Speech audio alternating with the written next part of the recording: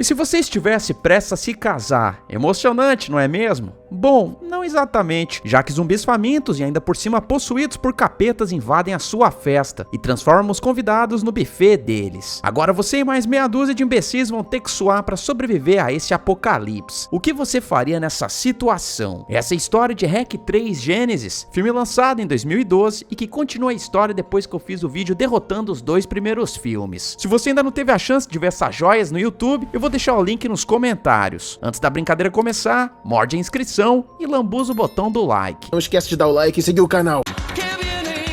O filme começa com o menu de DVD, o que me leva a pensar, isso não faz o menor sentido. Você vai me dizer que alguém entrou numa área infestada de zumbis, pegou as gravações e editou tudo pra fazer um DVD? Exatamente. Enfim, sigamos adiante. Hoje é o grande dia da vida de Coldo, que tá prestes a se amarrar no casamento. Ele tá cumprimentando toda a família e amigos, incluindo o Rafa, o padrinho. Rafa tá conversando com Adrian, um dos operadores de câmera do filme e que também é primo de Coldo. O outro cameraman é Atum. Sim, o mesmo nome daquele peixe que fica delicioso em cima da pizza. Atum explica que tá usando uma câmera de última geração para gravar a cerimônia e que vem com um estabilizador para deixar o visual ainda mais caprichado. Esse é supostamente o motivo safado que explica a transição da franquia do gênero Found Footage para o formato convencional. Então vai uma salva de palmas aí pro Atum.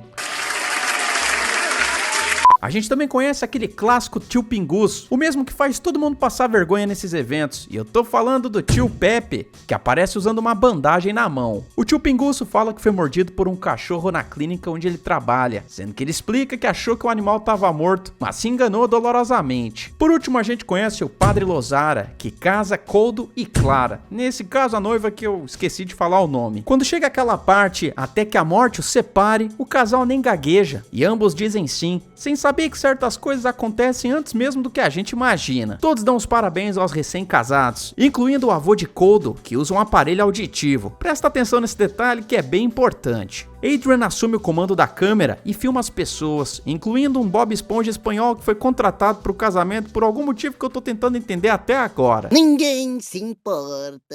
El tio Pepe aparece na gravação pior do que antes, já que agora ele tá suando mais do que eu quando a minha mulher me chama pelo meu nome completo. Clara aparece e tenta falar algo importante para Coldo, porém a música da primeira dança começa e ela não consegue passar a mensagem adiante. Mais tarde, Adrian e o Bob Esponja mexicano observam o tio Pepe botando as tripas pra fora, à medida que ele vomita freneticamente, e não parece ser por causa da vodka barata que foi comprada pra festa. A cerveja, ela me alimenta. É nessa hora que uns caras usando trajes especiais anticontaminação entram no terreno da igreja, e Adrian filma tudo pensando se tratar de dedetizadores. É claro, é super normal dedetizadores usarem esse traje característico de filme apocalíptico. O que eu quero dizer é que Adrian deveria ter avisado Clara e Coldo sobre a presença dos homens. Afinal, o suposto veneno expelido pelos dedetizadores poderia ter invadido a festa e estragado tudo. Se Adrian tivesse feito isso, Coldo iria lá trocar uma ideia com os dedetizadores e descobriria o motivo real deles estarem lá. Isso teria salvado dezenas de vidas, mas o filme não aconteceria dessa forma. É verdade. Quer dizer, às vezes não. Adrian também filma Rafa chavecando Natalie, uma amiga de Clara, que por ser francesa se mostra muito afim de provar a culinária espanhola dos hombres. Do nada, a atenção dos convidados se volta pro tio Pingus, que tá se equilibrando na borda do andar superior. É questão de tempo até que ele se ferre bonito, então esquece o que eu falei. Pepe cai desnorteado e é ajudado pela esposa, que não se ligou que o marido acabou de se aposentar da vida. Pepe vira um zumbi, tira um pedacinho do pescoço da esposa, que não vai entrar na contagem de presuntos porque eu só vou considerar pessoas ou zumbis abatidos de forma definitiva. No meio do caos, Clara é puxada na direção oposta a Coldo, que acaba indo parar na cozinha com um grupo maior de pessoas. O infectado tenta segui-los até lá, porém os sobreviventes trancam a porta. Obviamente esse é um momento louco para deixar a câmera rolando, porém Atum continua trabalhando mesmo com o apocalipse acontecendo do lado de fora. Coldo não gosta nada disso e quebra a câmera no chão, o que magicamente explica o motivo da mudança da filmagem found footage para estética profissional. Coldo quer ir atrás de Clara, mas eles estão encurralados na cozinha. Nesse momento, essas bestas poderiam ter ficado agachadas no meio da cozinha e em completo silêncio para não serem vistos pelos zumbis, mas não, eles ficam ali trocando ideia do lado de duas janelas ovais, o que desperta a atenção dos zumbis tanto pela frente da cozinha quanto pela porta dos fundos, onde vários zumbis se empilham de forma faminta. É então que eles veem uma saída pelo chão da cozinha e começam a desrosquear os parafusos para escapar. Infelizmente, Monte ferra a situação, afinal o abestado deixa ferramenta multifuncional cair no bueiro, o que força o grupo a achar outro jeito de fugir. Nesse momento eles poderiam ter usado uma faca de cozinha para girar os parafusos e assim abrir a grade de proteção, mas deixa pra lá, porque à medida que os zumbis começam a quebrar as portas, o roteiro mostra uma saída de ar na parede pra eles. Ah, que momento conveniente. Antes de escapar, eles poderiam ter pegado facas e panelas para se defenderem caso os zumbis se aproximassem muito, mas deixa pra lá também, porque a inteligência passa longe desses caras. A Toon fala que tá acima do peso e não vai conseguir se espremer pelo duto de ar. Ele então decide ficar pra trás e esperar pelo resgate, o que faz Adrian prometer que vai voltar pra salvá-lo. Os sobreviventes sobem pelo duto, usando a visão noturna da filmadora como uma homenagem aos 2 primeiros filmes, e quando chegam ao fim da passagem, vem uma mulher sem blusa vagando por ali, obviamente infectada, ou talvez ela apenas tenha se soltado de vez durante a festa. Os otários milagrosamente conseguem fugir do prédio e então avistam uma viatura policial. Como Coldo prefere comédias românticas em vez de filmes de zumbi, ele não sabe como agir numa situação dessas e burramente enfia a cabeça pra dentro da viatura. É aí que ele dá de cara com o policial abatido em serviço, já que o Majin Buu zumbificado tava... Peraí, o que raios essa zumbi tava fazendo na cintura do policial? Enfim, a infectada puxa Coldo pela gravata, o que obriga Adrian a arrancar o pescoço da vilã de Dragon Ball pela outra porta do carro. Ele então pede ajuda de Moncho, que resolve apelar e maceta a cabeça do Majin Buu 17 vezes com auxílio de uma chave de roda. Eu tô passada, chocada.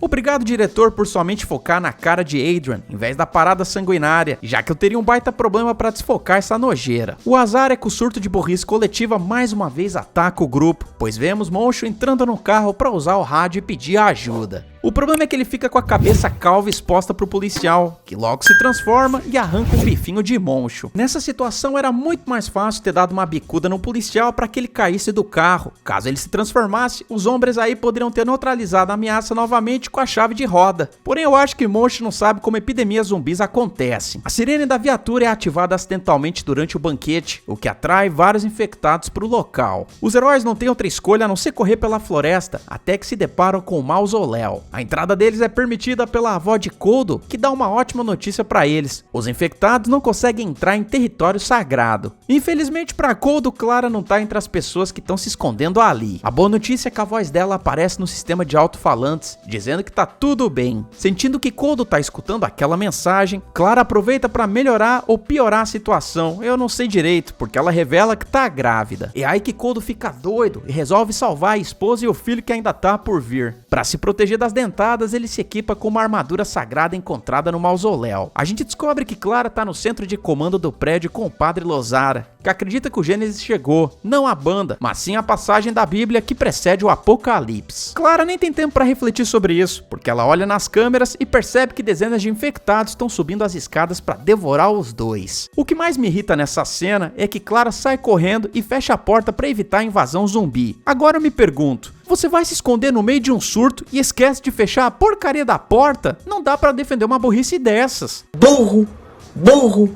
incompetente. O que eu quero dizer é que Clara e Lozara deveriam ter trancado a porta e abarricado com a mobília da sala. Como eles não fizeram isso, os zumbis provavelmente ouviram Clara usando o sistema de alto-falantes e por isso sabiam exatamente onde ela estava se escondendo. Enquanto isso, Coldo e um trabalhador chamado Danilo correm por aí usando armaduras de São Jorge, que são um pouco cafonas na minha opinião. Eles se escondem de uma mulher infectada que tá cambaleando lá fora, e nesse momento não vem Clara e o Padre Lozara escapando ao descer por uma mangueira de incêndio. Clara e o padre entram em outro prédio, que por algum motivo não sofreu a invasão de zumbis. É aí que se deparam com Rafa, dando um beijo caliente em Natalie. Eu entendi a referência. Os dois estão completamente desatualizados e não sabem sobre o surto que está acontecendo no local. Nesse meio tempo, vemos Coldo e Daniel se aproximando do centro de comando, quando de repente Daniel é puxado para fora de uma janela e logo vira presunto. Acho que falar baixo perto de janelas é um ótimo jeito de derrotar esse filme, mas aparentemente ninguém aqui aprendeu nada. Infelizmente, Clara não se encontra mais na sala de controle, o que faz Coldo analisar as câmeras. O noivo tá tão distraído que ele nem mesmo percebe os eventos de REC 2 acontecendo na TV atrás atrás dele. Em uma das câmeras, o noivo assiste Adrian e um policial ajudando os demais sobreviventes a entrarem no ônibus para escapar, porém eles são cercados por infectados. O policial atira em 2 deles, aumentando a nossa contagem. Contudo, o cara comete um erro de escoteiro. Ele entra no ônibus por último e fica de costas para a porta. Infelizmente, os infectados impedem a porta de se fechar e invadem o veículo. O policial poderia ter trancado as portas se tivesse atirado nos 2 zumbis antes deles bloquearem a mesma porta. Isso evitaria que o veículo fosse invadido e iria permitir que todo mundo escapasse tranquilamente, mas deixa pra lá.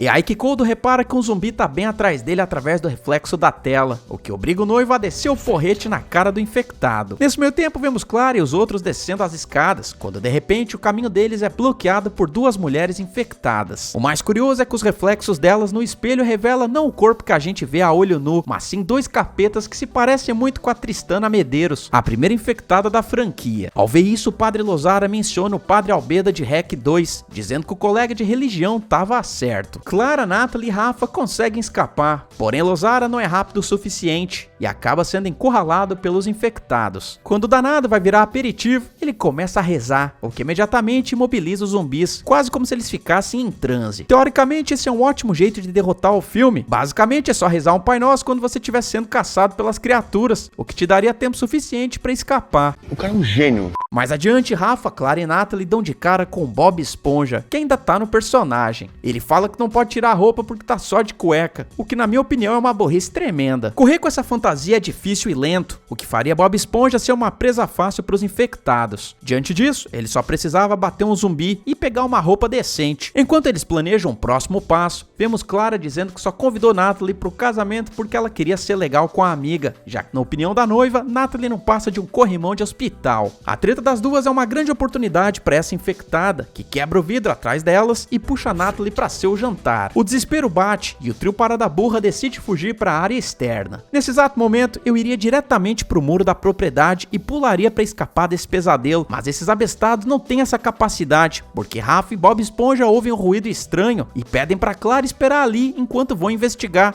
o que não faz o menor sentido. Nessas situações, os números fazem toda a diferença, portanto Clara deveria ter ido com os 2, já que 3 cabeças enxergam melhor do que 2. Então que Clara vê a mãe infectada parada, bem ali, diante dela. A coroa avança na direção da noiva com total intenção de mordê-la, o que só não acontece porque o Bob Esponja genérico acerta um tiro de espingarda na infectada. Rafa diz que eles não têm tempo pra chorar as pitangas, o que é a mais pura verdade, afinal outros infectados aparecem pra festa. Infelizmente o Bob Esponja nunca mais vai voltar pra fenda do biquíni, já que ele é péssimo em matemática e acha que é possível abater 4 infectados com apenas uma bala de espingarda. Isso faz ele ser devorado rapidamente, sendo que o Bob Esponja muito bem poderia ter fugido com Clara e Rafa e assim sobrevivido pra contar a história. Quem manda ser burro, otária? Enfim, os 2 sobreviventes encontram uma escotilha que leva pro subterrâneo, sendo que eles usam esse caminho pra fugir e se deparam com um túnel. Eles poderiam ter sobrevivido ao filme se tivessem seguido o túnel até a saída, mas não, porque Clara se recusa a escapar sem Coldo. Por falar nele, Coldo chega no salão de festas e vê uma convidada abatida no buffet. Ele então tem uma ideia genial, aumentar o volume da música que tá tocando no final da festa pra avisar Clara de que ele ainda tá vivo, afinal ela sempre reclamava que ele ouvia Barões da Pisadinha no talo. Ao ouvir isso, Clara tem certeza de que o mozão sobreviveu e corre pra ir ao encontro dele. O problema é que o caminho da noiva é bloqueado por mais infectados. Do nada, o roteiro coloca uma motosserra diante dela, que Clara obviamente pega pra se defender, ou nesse caso, tirar uma foto pra colocar no pôster do filme, porque a donzela baqueada é lerda demais e vai pra cima dos infectados com a serra desligada.